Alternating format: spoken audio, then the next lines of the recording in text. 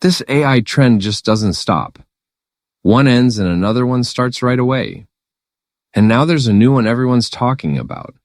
Hug my younger self. In this trend, you create a picture of yourself hugging your younger version, and the results are honestly beautiful. People are also adding a Polaroid frame around it to give it that vintage, emotional vibe. To create yours, you only need two things: the Gemini AI app and a prompt. Now, once you have Gemini AI installed, open the app. You can upload your childhood photo and your current photo. Or if you don't have an old photo, you can just upload your current photo.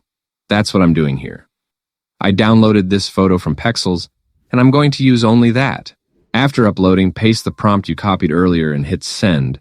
In a few seconds, your Hug My Younger Self photo will be ready. Then, for the final touch, to add a Polaroid frame and make it look cinematic. Go ahead and try it yourself. It's emotional, trending, and super easy to make.